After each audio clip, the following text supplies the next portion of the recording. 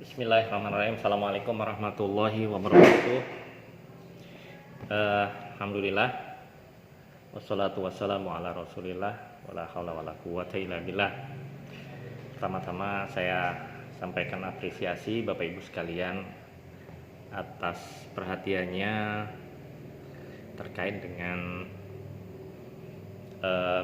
berita Muhammadiyah yang saya sampaikan, yang salah satu poinnya dibahas oleh Pak Ratno tentang adanya kalimat di dalam berita Muhammadiyah tersebut atau di dalam link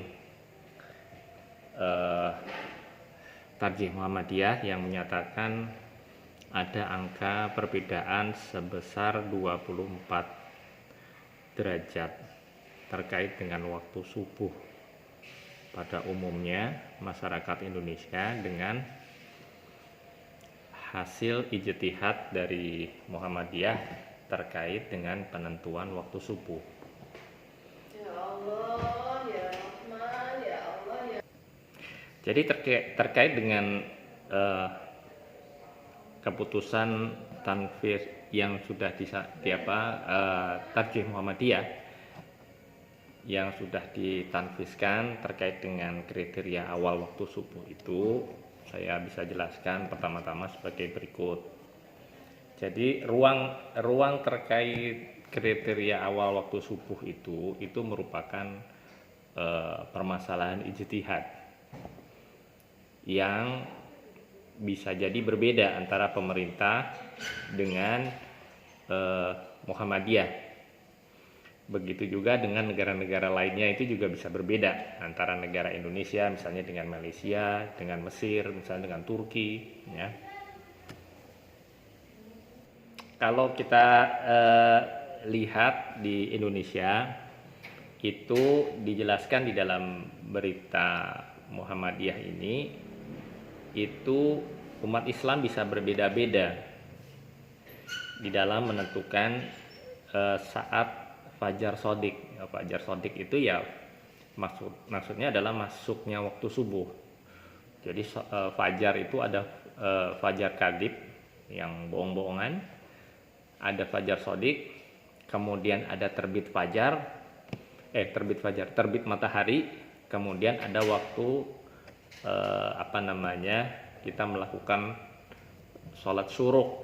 Nah, itu ada beda lagi, ya.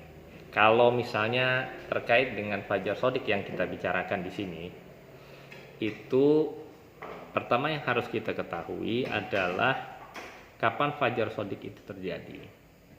Jadi Fajar Shodiq itu apabila misalnya ini bumi kita misalnya bulat begini ya, misalnya bumi bulat begini. Nah, di ujung ufuk ini, misalnya di ufuk yang paling timur misalnya, ujung paling timur itu matahari itu terlihat ketika Fajar Shodiq. Itu posisi matahari masih ada di bawah, ya, ada di bawah. Pada saat matahari posisi ada di sebelah sini, di bawah sini, maka dia memancarkan cahayanya sampai ke ufuk, memancarkan cahaya sampai ke ufuk. Nah, inilah disebut sebagai waktu Fajar Shodiq. Akan tetapi kemudian yang menjadi perbedaan adalah pada derajat berapa. Jadi makanya dikatakan posisinya minus. Pada derajat berapa dikatakan bahwa posisi matahari itu bisa menimbulkan Fajar Shodiq. Kalau misalnya ini yang berlaku di Indonesia, ya, ini posisi matahari masih di sini, sekitar minus 20 derajat. Ya, itu menurut Kementerian Agama itu minus 20 derajat. Negara lain ada yang di 19 derajat misalnya, contohnya Mesir. Negara lain ada juga yang di angka 18 derajat misalnya Turki dan lain sebagainya. Itu macam-macam. Ya. Lah, di dalam hasil penelitiannya Mesir itu sebetulnya bukan di angka minus 19. Penelitiannya Mesir itu di angka bahkan di minus 14,7. Jadi kalau misalnya ini angka 19 di sini misalnya ya, contoh di sini. Jadi Mesir itu diangkat di sini di 14,7 derajat gitu ya. Lebih siang lagi. Lebih siang lagi. Ya. Walaupun dalam prakteknya tidak semua menerapkan di angka 14,7 tapi tetap menerapkan di angka 19. Minus 19,5 derajat. Itu yang terjadi di Mesir nih, menurut berita Muhammadiyah. Ya, tentunya ini hasil pengkajian para ulama tarjih, terutama yang terkait dengan ilmu falak, terkait dengan kapan waktu subuh dan membandingkannya dengan negara-negara lain.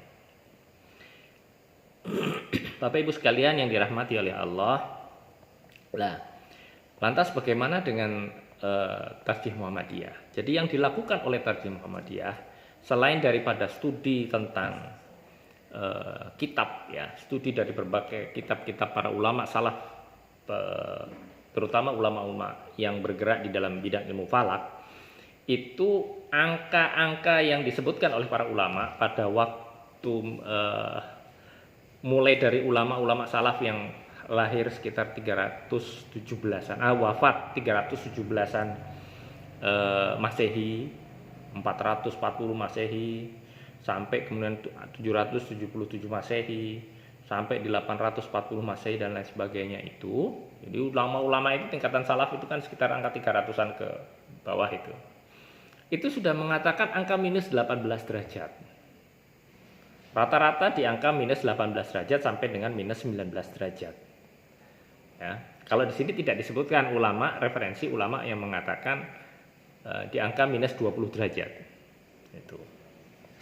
Nah, berdasarkan studi literatur kitab yang dilakukan oleh Tarjih Muhammadiyah itu, lantas kemudian dilakukanlah observasi untuk melihat secara secara real di angka berapa derajat matahari itu bisa menghasilkan fajar shadiq gitu. Di angka berapa? Ya, oleh Muhammadiyah dilakukan mulai dari Universitas Muhammadiyah Sumatera Utara ya, yang mempunyai satu lembaga observatorium ilmu falak. Ya, terus kemudian ada pusat studi astronomi di Universitas Ahmad Dahlan.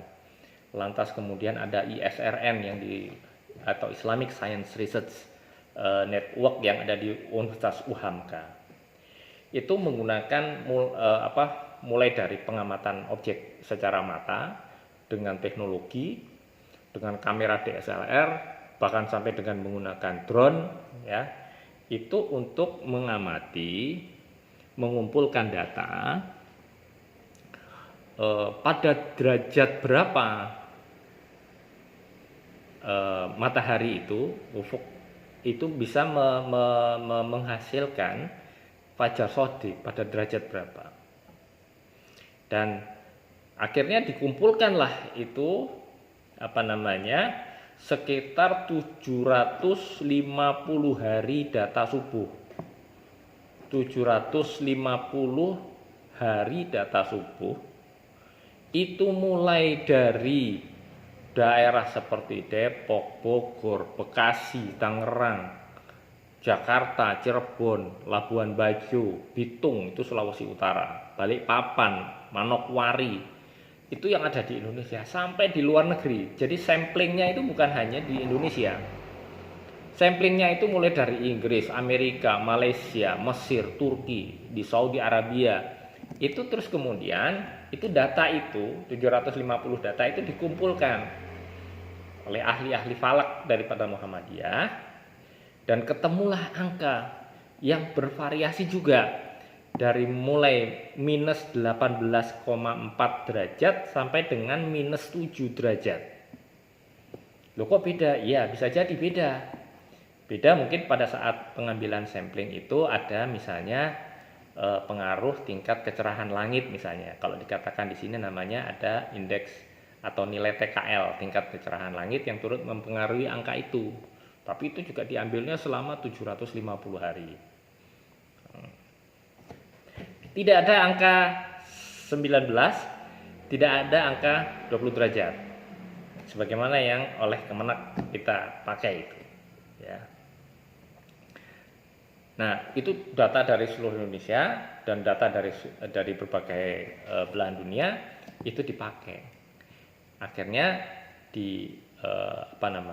disimpulkan ya berdasarkan metode ilmiah tertentu dari berbagai, ada minus 18 sampai dengan ini, diolah lagi data itu, akhirnya disimpulkanlah bahwa matahari itu punya ketinggian di bawah ufuk itu minus 18 derajat. Itu yang dipakai akhirnya oleh Muhammadiyah.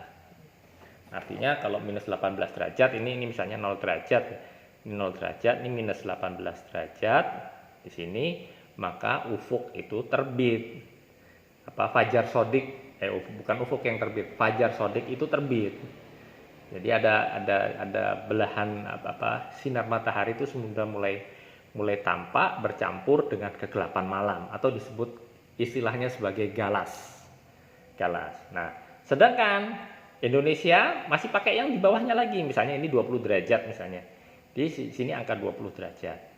Sehingga ada perbedaan waktu karena menggunakan 20 derajat dianggapnya sudah kelihatan cahaya matahari, sama dengan yang 18 derajat menganggap baru bisa terlihat ada cahaya matahari, cahaya fajar sodik yang merobek ufuk itu baru kelihatan di minus 18 derajat. Nah, selisih angka ini antara yang 18 sampai dengan yang minus 20 itu, minus 18 sampai minus 20 itu bervariasi.